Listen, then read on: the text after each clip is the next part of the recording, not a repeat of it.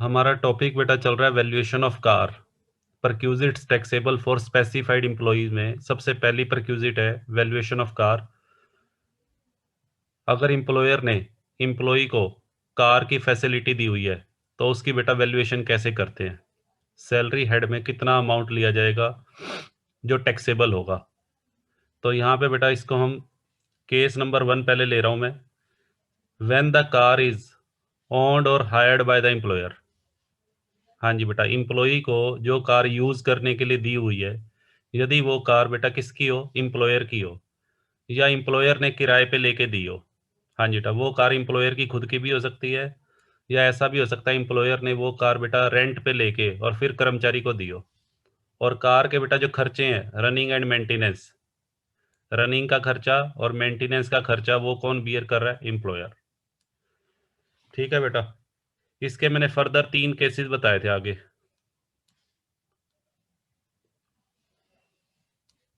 हाँ जी बेटा, कार भी एम्प्लॉयर की है और कार के खर्चे भी एम्प्लॉयर कर रहा है। तो बेटा इसमें 3 बातें बताई थी आपको। सबसे पहली बात बताई थी, अगर कार का यूज ओनली फॉर ऑफिशियल, हाँ जी बेटा, ओनली फॉर ऑफिशियल पर्पस। हाँ जी बेटा, इसके ब्रैकेट में बेटा मैं लिख देता हूं ओ। हाँ जी बेटा, सेकंड मैं ले लेता हूं ओनली फॉर प्राइवेट पर्पस। कल की क्लास को बेटा थोड़ा सा मैं रिपीट कर रहा हूं और फिर आगे चलेंगे। Only for private purpose. और तीसरा केस बेटा क्या था,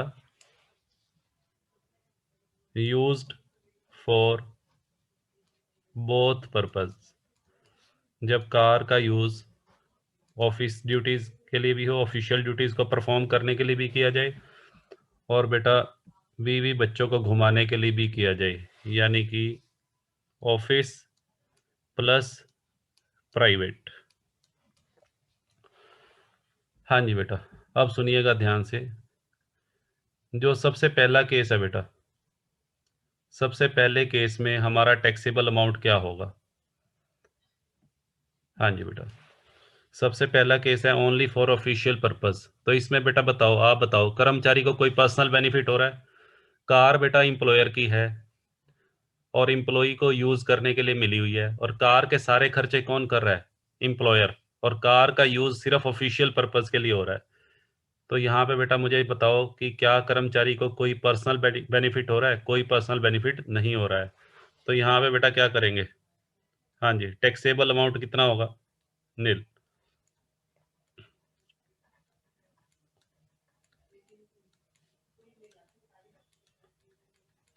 हाँ जी बेटा, अब आ जाओ बेटा दूसरे केस में।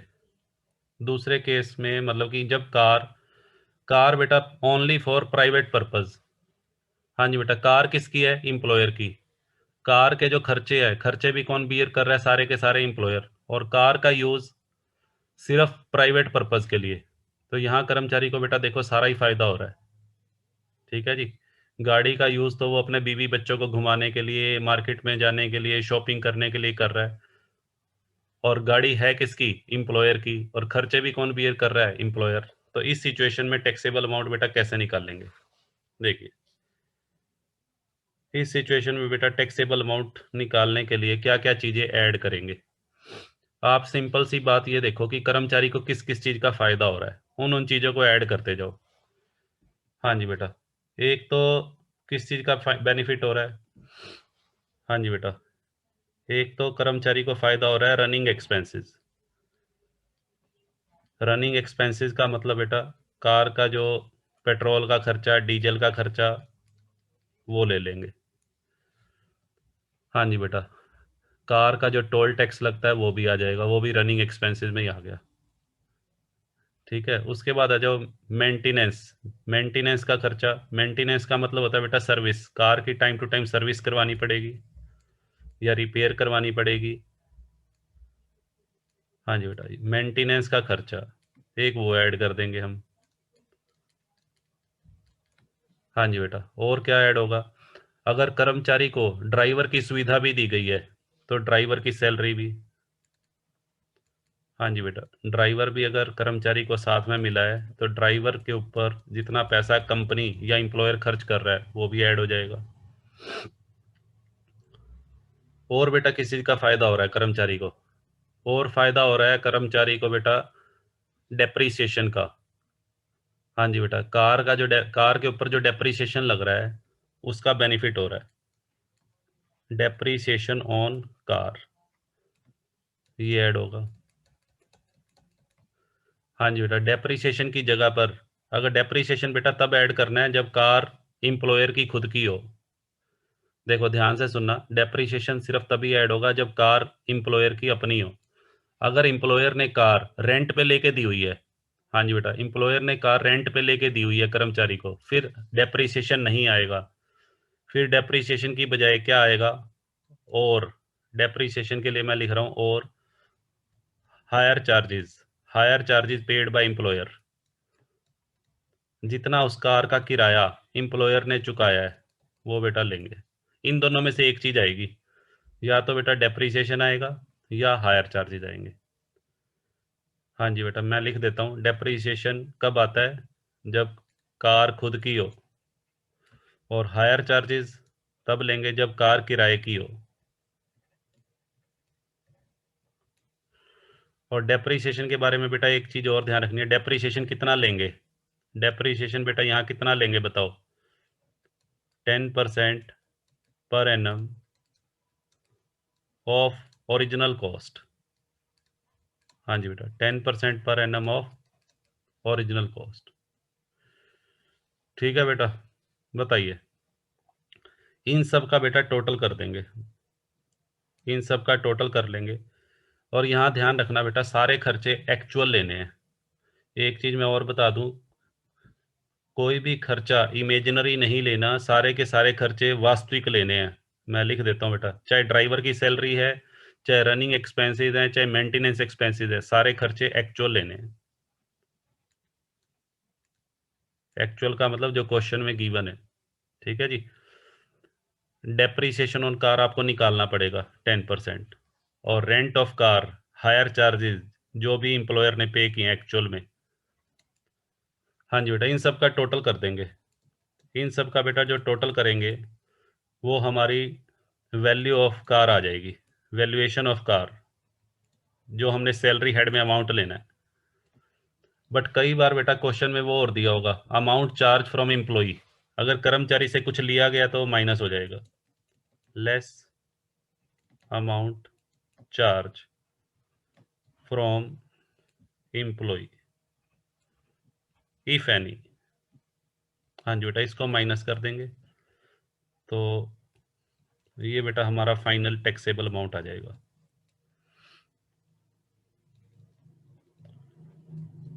हाँ जी बेटा, ये जो फिगर आएगी ये सैलरी हेड में जाएगी। हाँ जी बेटा, यहाँ तक बताओ क्लियर है?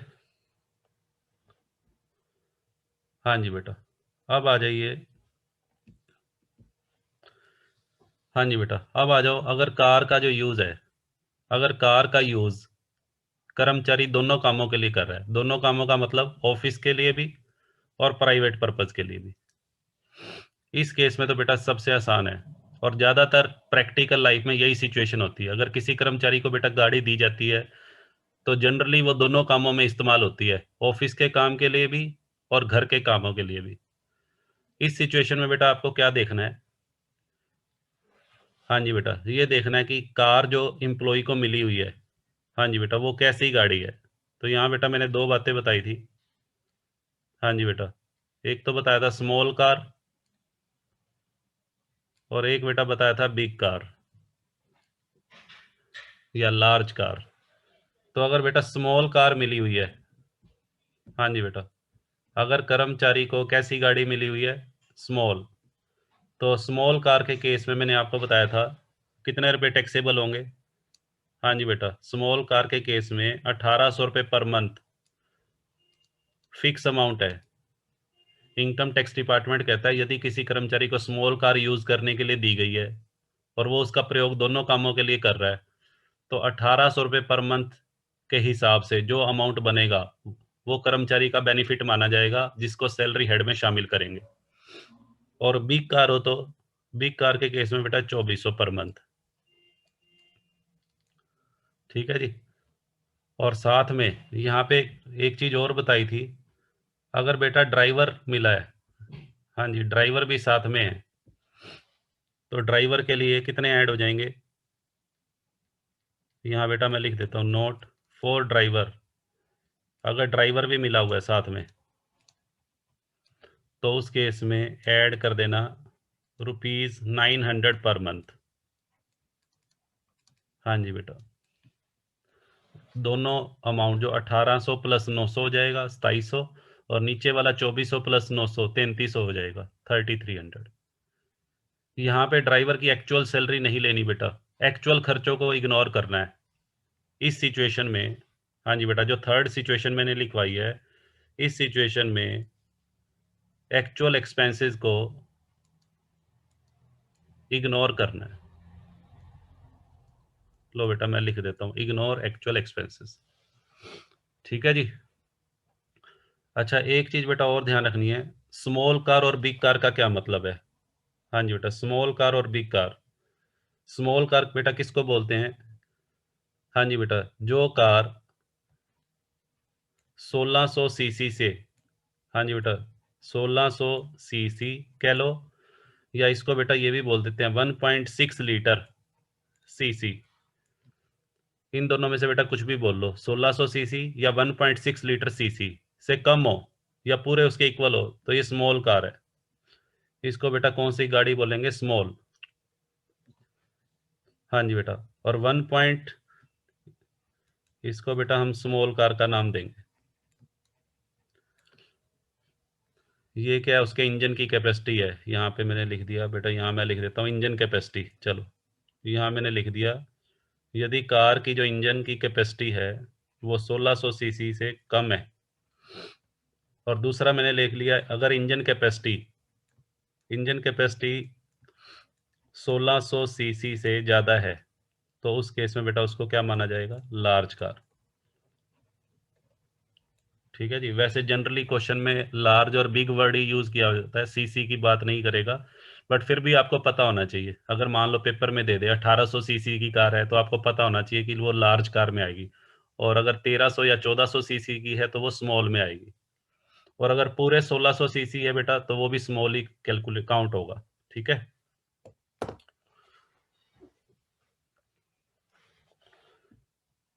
चलो जी आगे बढ़ते हैं।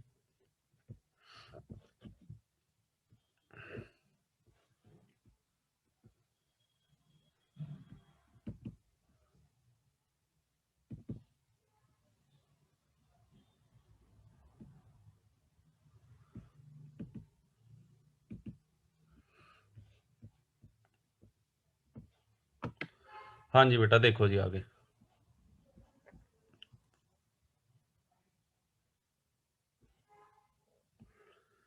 इसको बेटा मैं अब एग्जाम्पल ले रहा हूँ, अभी केस नंबर 1 के एग्जाम्पल लूंगा और फिर आगे चलेंगे। Example of case number 1। हाँ जी बेटा, देखिए, हाँ जी बेटा, सबसे पहला एग्जाम्पल मैं ले रहा हूँ, आपने बेटा बताना है, ध्यान से सुनना। ये बेटा सभी इंप्लॉइज के लिए रूल बता रहा हूँ अश्विनी, चाहे गवर्नमेंट इंप्लॉई हो चाहे प्राइवेट इंप्लॉई हो, सभी के रूल हैं ये। जहाँ पे मैं कुछ भी नहीं बताऊंगा आपको गवर्नमेंट और प्राइवेट के बारे में, तो समझ लेना वो रूल सभी इंप्लॉइज के लिए। ठीक है जी। तो सबसे पहला, हाँ जी बेटा देखिए, सबसे पहले मैं ले रहा हूँ, एक कर्मचारी है।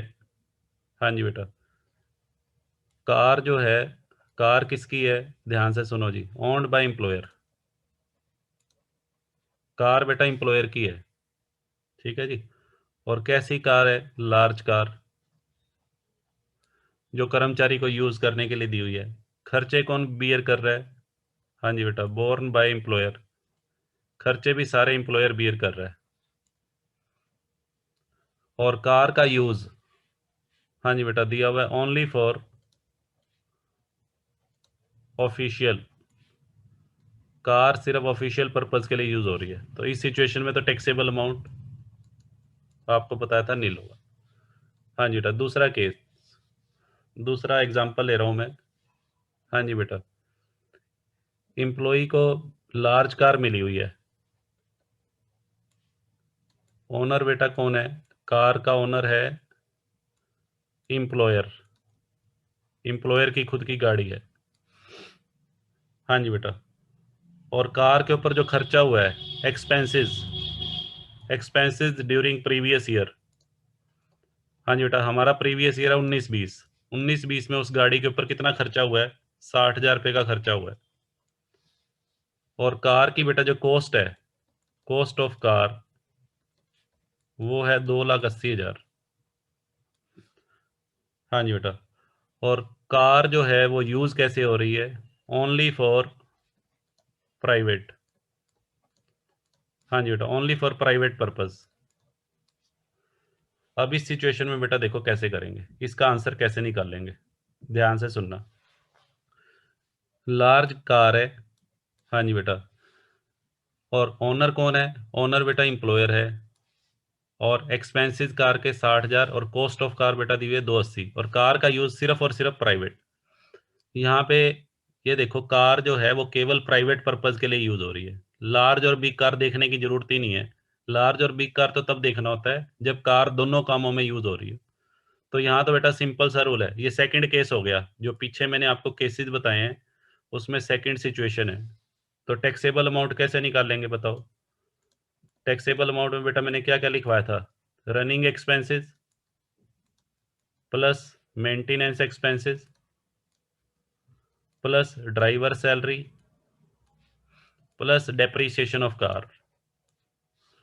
हाँ जी बेटा, रनिंग एक्सपेंसेस, रनिंग और मेंटेनेंस का खर्चा 60,000, ये दोनों इकट्ठे दिए हुए हैं। रनिंग और मेंटेनेंस का खर्चा बेटा 60,000 दिया हुआ है।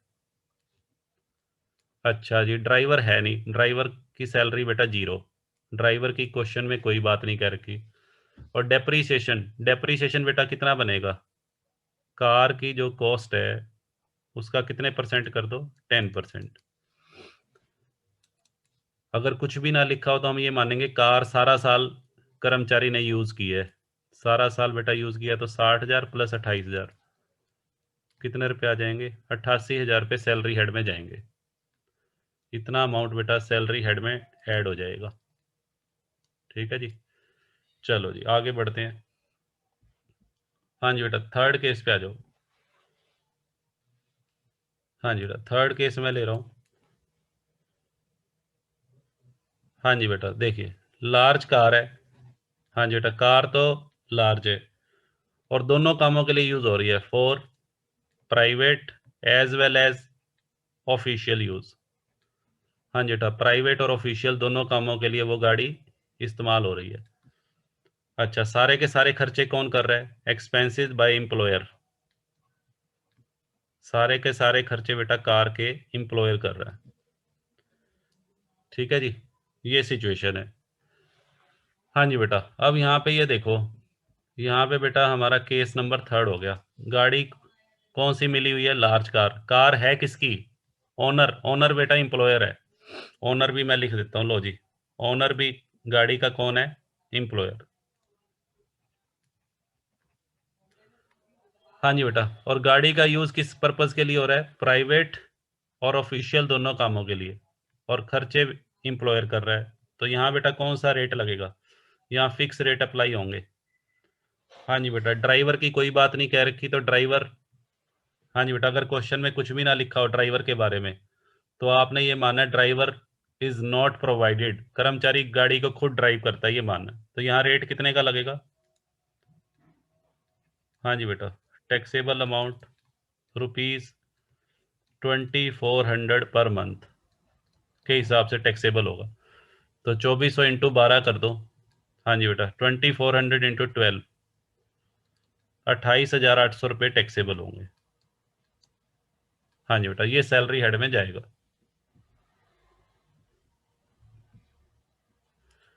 हाँ जी बेटा, अब आ जाओ फोर्थ। हाँ जी बेटा, अब आ जाइए नेक्स्ट सिचुएशन। नेक्स्ट है बेटा स्मॉल कार। हाँ जी बेटा, स्मॉल कार है,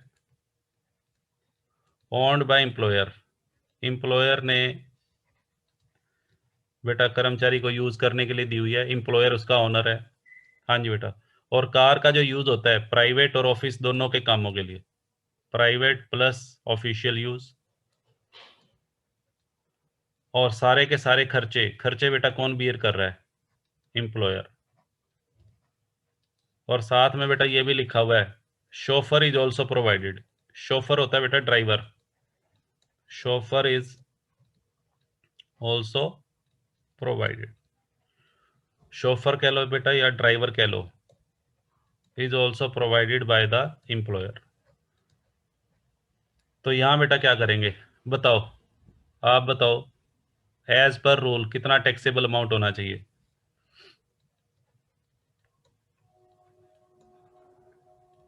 हाँ जी बेटा, टैक्सेबल अमाउंट बेटा बनेगा, स्मॉल कार है बेटा, यहाँ पे स्मॉल कार, स्मॉल कार के केस में कितना रेट लिखवाया था, स्मॉल कार के केस में बेटा 1800 रुपये पर मंथ, 1800 तो बोलेंगे, और 900 रुपये बेटा ड्राइवर के, 1800 प्लस 900 2700 इंटू 12। हाँ जी बेटा, जरा करो, 2700 इंटू 12 कितना आ जाएगा। हाँ जी बेटा बताओ।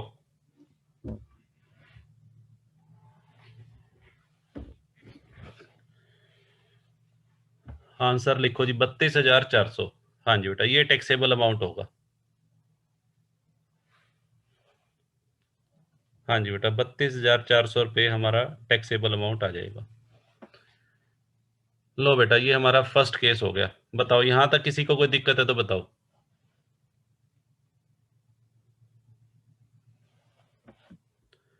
यहां तक बेटा किसी को कोई प्रॉब्लम हो तो बताओ। चलो जी, आगे बढ़ते हैं।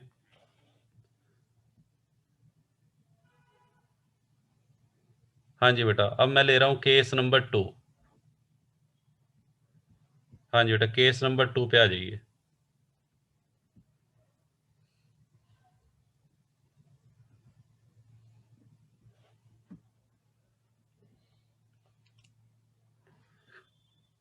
हाँ जी, गरिमा नैन रेज हैंड, गरिमा नैन ने हाथ हैंड रेज, बेटा बताओ क्या प्रॉब्लम है।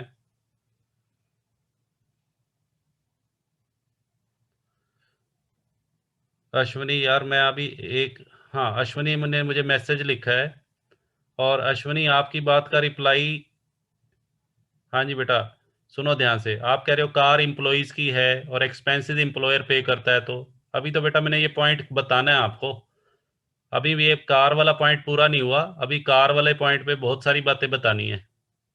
आज का दिन सारा इसी पे लग जाएगा और आपका पॉइंट कवर हो जाएगा। आप ज़्यादा एक्साइटेड हो जाते हो। हाँ, धीरे धीरे आगे बढ़ेंगे ना, एकदम से मैंने आपको ज़्यादा डोज दे दी तो आप उल्टी कर दोगे। ठीक है जी, तो आपको जो डोज देनी है, कितनी डोज देनी है वो मुझे पता है। अभी ये देखो चैट बॉक्स में बच्चे भी, अब बच्चे क्लास में कम हो गए हैं, इसका मतलब जितनी डोज मैं दे रहा था उतनी भी वो हजम नहीं कर पाए। क्लास में आज सिर्फ कितने बच्चे कनेक्टेड हैं, 27 बच्चे कनेक्टेड हैं, इसका मतलब क्या है कि मेरी जो डोज है जो मैं थोड़ी थोड़ी दे रहा हूँ वो भी उनको ज़्यादा लग रही है।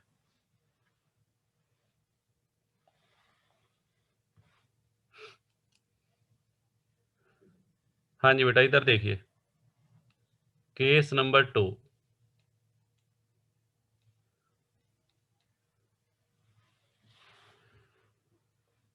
हाँ जी बेटा, केस नंबर 2 बेटा क्या है, देखो जी, when the car is owned और हायर्ड बाय एम्प्लॉयर। हाँ जी बेटा, जब कार तो किसकी हो, एम्प्लॉयर की। हाँ जी बेटा, but running and maintenance expenses.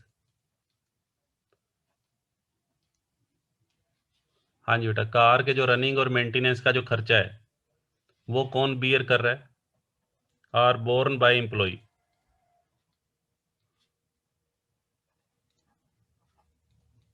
हाँ जी बेटा, केस नंबर 2 बेटा ये है, जब कार जो है वो तो एम्प्लॉयर की ही है, और कार के जो रनिंग और मेंटेनेंस का खर्चा है वो कौन बियर कर रहा है? एम्प्लॉय। रनिंग और मेंटेनेंस कौन से? रनिंग और मेंटेनेंस का खर्चा बेटा कर्मचारी का कौन सा देखना है? हाँ जी बेटा, आपने वो खर्चा देखना है जब वो कार प्राइवेट पर्पज के लिए यूज की जाती है, तो उसके खर्चे कौन बियर कर रहा है? Running and maintenance expenses for private use. यहाँ मैं लिख देता हूँ।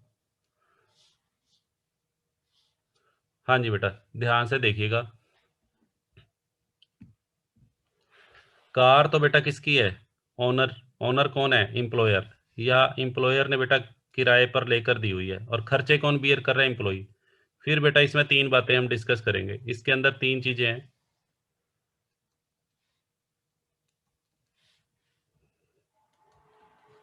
हाँ जी बेटा, सबसे पहला पॉइंट, अगर उस गाड़ी का इस्तेमाल ओनली फॉर ऑफिशियल यूज। दूसरा बेटा ओनली फॉर प्राइवेट। और तीसरा है फॉर बोथ यूज।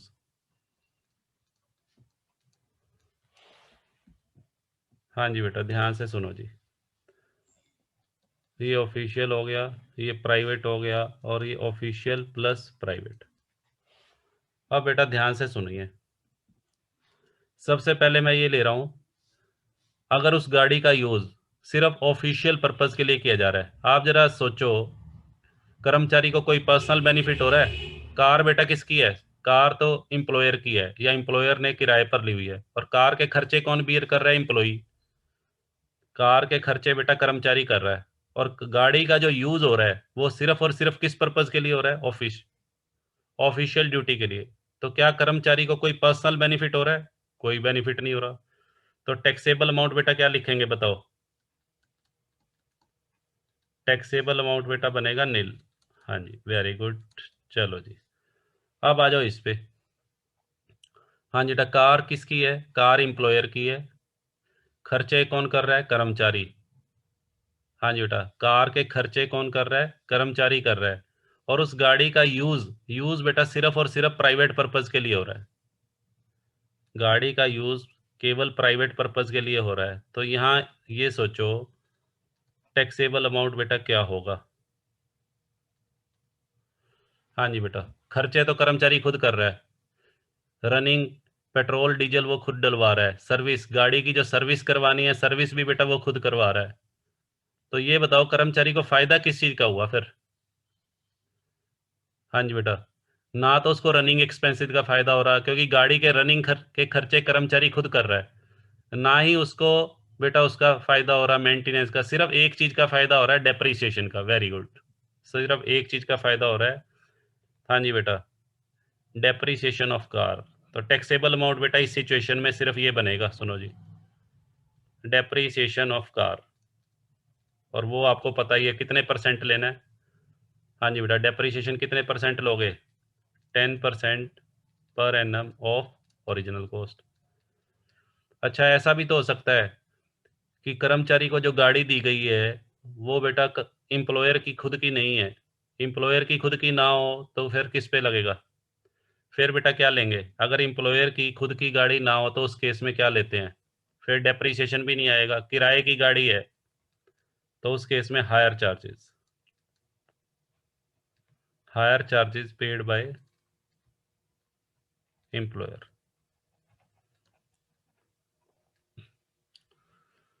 हाँ जी, मुस्कान WDV नहीं आएगा बेटा।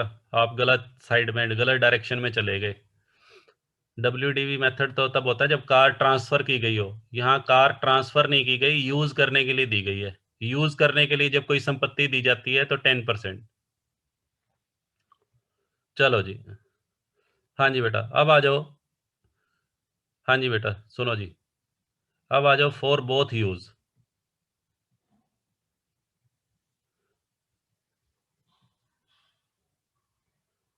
हाँ जी बेटा, विकास क्वेश्चन पूछ रहे सर, सैलरी का क्यों नहीं हो रहा बेनिफिट? सैलरी तो बेटा उसको मिल ही रही है अलग से। यहाँ पे मैं सैलरी को बीच में थोड़ा ही ला रहा हूँ। बेटा मैं सिर्फ गाड़ी के बेनिफिट की बात कर रहा हूँ, सैलरी तो उसको मिलेगी। जब कर्मचारी की ग्रॉस सैलरी निकालेंगे तो उसमें सैलरी तो हम लेंगे ही लेंगे। बट यहाँ पे मेरा पॉइंट चल रहा है कि कार की वैल्यूएशन कैसे करनी है, तो कार की वैल्यूएशन में सैलरी का कोई रोल नहीं है। हाँ जी बेटा, अब आ जाओ यहाँ पे तीसरे केस पे। अगर उस गाड़ी का यूज, हाँ जी बेटा, जो गाड़ी कर्मचारी को दी गई है एम्प्लॉयर के द्वारा, जिसके खर्चे कौन कर रहा है, कर्मचारी, और उसका यूज बेटा दोनों कामों के लिए हो रहा है, तो इस सिचुएशन में अब टैक्सेबल अमाउंट क्या होगा, ध्यान से सुनिएगा। यहाँ बेटा फिर वही बात देखनी है, यहाँ पे बेटा फिर से वही बात देखनी है आपको। हाँ जी बेटा, स्मॉल कार है या बिग कार है? हाँ जी बेटा, यहाँ पे मैं दो केसेस ले रहा हूँ। अगर स्मॉल कार हो तो क्या होगा, और बिग कार हो तो क्या होगा। हाँ जी बेटा, ध्यान से सुनिएगा। अगर बेटा स्मॉल कार है तो यहाँ पे जो टैक्सेबल अमाउंट होगा 600 रुपये पर मंथ, और बड़ी कार है तो बेटा 900 रुपये पर मंथ। हाँ जी बेटा, ये 600 और 900 का रेट लगेगा। अब 1800 और 2400 का रेट नहीं लगेगा। 1800 और 2400 का रेट कब लगता है, जब खर्चे इंप्लॉयर कर रहा हो। यहाँ पे बेटा देखो चेंज है, खर्चे कौन कर रहा है, खर्चे बेटा इंप्लॉई कर रहा है। ध्यान से सुनो जी, खर्चे कौन कर रहा है बेटा, इंप्लॉई, खर्चे इंप्लॉई कर रहा है। तो इस सिचुएशन में स्मॉल कार का रेट बेटा 600 और बिग कार का 900 रुपये पर मंथ टैक्सेबल होगा। एक गुड़िया ने पूछा है सर ये रेट क्यों होगा। बेटा इसका कोई जवाब नहीं है, इनकम टैक्स डिपार्टमेंट के खुद के बनाए गए रूल्स हैं। इनकम टैक्स डिपार्टमेंट ने ये रूल क्या सोच समझ के बनाए हैं, उसका बेटा मेरे पास कोई जवाब नहीं है। ठीक है जी, आपको ये रेट याद रखना है बस, 600 पर मंथ। ठीक है, ये रेट अप्लाई कब होगा। हाँ जी बेटा सुनो जी, ये रेट कब अप्लाई होंगे दोनों, जब खर्चे कौन करता हो, कर्मचारी। जब खर्चे बेटा इंप्लॉयर करता हो, इंप्लॉयर करता हो तो रेट कौन से हैं, 1800 और 2400। हाँ इतना जरूर बता सकता हूँ कि पहले वाले रेट ज्यादा क्यों थे और ये वाले कम क्यों हैं।